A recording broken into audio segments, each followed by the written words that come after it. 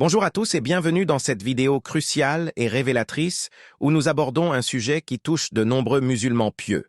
Attention, élus, cette fatigue physique n'est pas normale. Soyez attentifs aux signes en islam. Vous avez sans doute déjà ressenti cette lassitude persistante, ce poids sur les épaules qui va au-delà d'une simple journée chargée. Une fatigue qui draine votre énergie, altère votre concentration pendant la prière et vous laisse perplexe sur sa véritable origine. Est-ce un simple épuisement corporel dû au rythme effréné de la vie moderne, ou un signe divin plus profond, un appel d'Allah à rectifier votre chemin spirituel? Dans l'islam, rien n'est anodin. Le corps est un dépôt divin, et ces signaux peuvent être des messages du Créateur pour les élus, ces croyants sincères qui aspirent à la proximité divine. Aujourd'hui, nous allons décortiquer ce phénomène en nous basant sur les sources authentiques du Coran, les hadiths du prophète Mohammed, paix et bénédiction sur lui, les avis nuancés des grands savants, des explications scientifiques modernes sur la fatigue chronique, et même des perspectives comparatives avec d'autres religions pour une compréhension globale. Notre objectif est de révéler que cette fatigue anormale n'est pas une fatalité, mais souvent un avertissement divin à ignorer à vos risques et périls. Préparez-vous à une analyse exhaustive qui pourrait bien transformer votre quotidien, vous aidant à discerner les signes d'Allah et à retrouver une vitalité spirituelle et physique.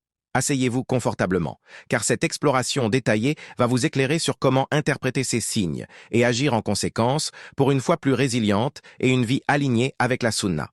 Pour commencer, posons les bases coraniques et prophétiques de cette fatigue anormale. Dans l'islam, le corps humain est une amana, dépôt d'Allah, et sa santé est liée à l'équilibre spirituel. Le Coran nous avertit des signes divins dans notre propre être. Dans la sourate Fussilat, verset 53, Allah dit « Nous leur montrerons nos signes dans l'univers et en eux-mêmes, jusqu'à ce qu'il leur devienne évident que c'est cela, le Coran, la vérité. » Cette fatigue persistante pourrait être l'un de ces signes internes, un rappel que quelque chose cloche dans notre tawhid ou notre pratique. Par exemple, dans la sourate Al-Anfal, verset 2, les vrais croyants sont décrits comme ceux dont les cœurs frémissent quand on mentionne Allah, impliquant une vitalité spirituelle. Une fatigue anormale pourrait indiquer un cœur affaibli par les péchés ou les négligences. Les hadiths du prophète, paix et bénédiction sur lui, abondent en ce sens. Un récit rapporté par Bukhari et Muslim, via Abu Huraira, décrit comment le diable sème la confusion et la fatigue mentale en prière, soufflant des waswas, doutes, pour distraire. Un autre hadith authentique dans Sunan Abi Daoud conseille « Si l'un de vous se sent somnolent en prière, qu'il dorme jusqu'à ce que la somnolence parte, car s'il prie fatigué, il pourrait maudire au lieu de demander pardon. » Cela montre que la fatigue n'est pas normale si elle entrave l'adoration. Elle est un signe à interpréter. Le prophète encourageait la kailula, sieste de midi, pour contrer la fatigue, comme rapporté par Tirmidhi, transformant un besoin physique en sunna spirituel. Dans un monde où le burn-out touche 77% des travailleurs selon des sondages Gallup de 2023, cette fatigue anormale chez les musulmans pourrait être un appel divin à équilibrer dunya, monde, et akira, au-delà, évitant l'épuisement qui mène au désespoir, un piège de Satan, comme dans la sourate Yusuf, verset 87. Ne désespérez pas de la miséricorde d'Allah. Mais qu'entend-on par fatigue anormale? Distinguons-la de l'épuisement ordinaire. Les savants musulmans, comme l'imam Ibn Qayyim dans Zad al-Ma'ad, expliquent que la fatigue physique peut avoir des causes spirituelles, négliger le dhikr, souvenir d'Allah, accumuler des péchés mineurs ou subir l'envie, hasad, ou le mauvais œil, aïn, qui draine l'énergie vitale. Ibn Qayyim cite « Le cœur fatigué est comme un corps malade, guéris-le par le Coran et la Sunna. » Si votre fatigue persiste malgré le repos, avec symptômes comme insomnie, irritabilité ou perte de motivation pour l'ibada, adoration, c'est un signe anormal. L'imam Al-Ghazali, dans Ihya Ulum ad-Din, nuance. La fatigue peut être une épreuve, ibtila, pour les élus, testant leur sabré, patience, comme pour les prophètes qui endurèrent l'épuisement. Mais ignorer cela est grave. Cela mène à la négligence des devoirs, comme rater la fajr par somnolence chronique. Les ulémas distinguent fatigue due à l'effort pieux, comme Qiyam al-Layl, et béni. Anormal, lié à des vices comme la gourmandise ou le stress mondain, est un avertissement. Ibn Hajar al-Asqalani, dans Fath al-Bari, commente un hadith sur la somnolence. C'est de Satan. Combattez-la par le wudu et le dhikr. Pour les élus, ces musulmans dévoués, cette fatigue est un signal d'alarme divin. Réexaminez votre routine, car Allah choisit les pieux pour les guider via des signes subtils. Allons plus loin avec les avis des 4 écoles juridiques sur ces signes. Chez les Hanafites, fondés sur l'imam Abu Hanifa, la fatigue anormale est vue comme un obstacle à la perfection de la salate. Dans Al-Hidayah d'Al-Marginani, il recommande de reporter les prières surérogatoires si épuisées, mais obligatoires restent dues avec effort pour khushu. Ils interprètent cela comme signe de surmenage mondain, conseillant équilibre. Les Malikites, suivant l'imam Malik dans Al-Muwatta, sont pragmatiques. Fatigue chronique indique un manque de préparation spirituelle. Ils prescrivent la sieste prophétique et des invocations contre les waswas. Pour eux, ignorer les signes mène à la faiblesse de la foi.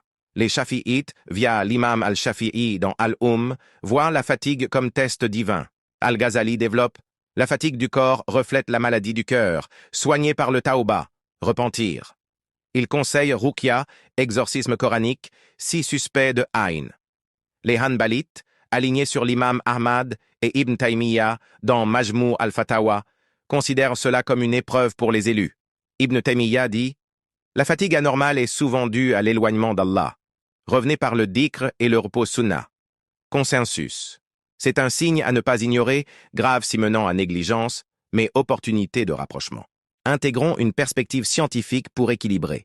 La fatigue anormale, ou chronique, est reconnue médicalement comme syndrome de fatigue chronique, SFC, affectant 2,5% de la population selon l'OMS. Des études en The Lancet 2022 lient cela à des déséquilibres hormonaux, inflammation ou stress prolongé, aggravés par le manque de sommeil, alignés avec la sunna de repos. Andrew Huberman, neuroscientifique, explique dans ses podcasts que la fatigue mentale draine la dopamine, rendant l'adoration ardue. Une recherche de Harvard, 2021, montre que le stress spirituel, doute, amplifie la fatigue physique via le cortisol. Biologiquement, ce n'est pas normal si persistante. Consultez un médecin, car l'islam encourage la médecine. Hadith, cherchez le remède. Cela complète les signes divins. Fatigue comme alarme corporelle pour corriger le spirituel. Comparons avec d'autres religions.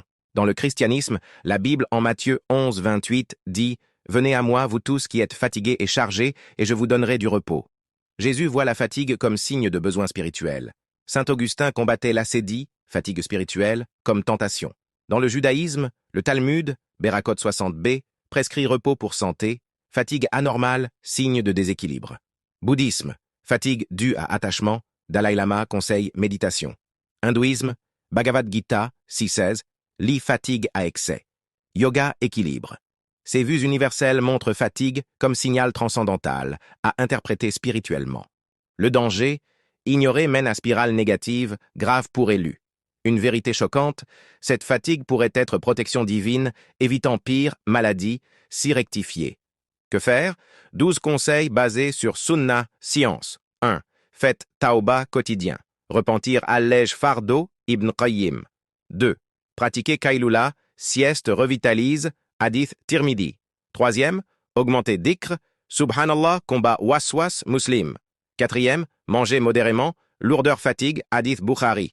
5e. Exercice physique, prophète encourageait marche. 6. Ruqya coranique, surat al-Falaq contre Aïn. 7. Hydrater, déshydratation amplifie, étude. 8. Dormez tôt, cycle circadien, science. 9. Méditer Coran, verset sur patience. 10. Consulter médecin, islam, pro-médecine. 11. Prier groupe, énergie collective. 12. Journal fatigue, identifier déclencheur. Scénario 1. Fatigue post-travail, sieste, puis salat. 2e. Mental en prière, wudu rafraîchi. 3e. Chronique, ruqya, place, médecin. Anecdote. Prophète endurait fatigue bataille, reposait sunna. Compagnon Bilal priait épuisé, récompensé. Omar siestait mosquée.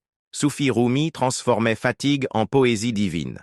Ibn Sina traitait fatigue holistiquement. Fatwa, Islam QA. Ibn Baz.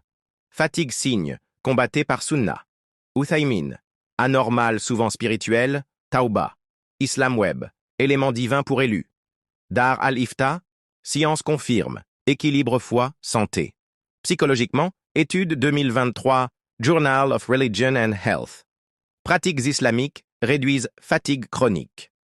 En somme, attention élus. Fatigue anormale n'est pas normale. Signe divin à interpréter. Grave si ignoré. Réagissez par sunna/science pour vitalité.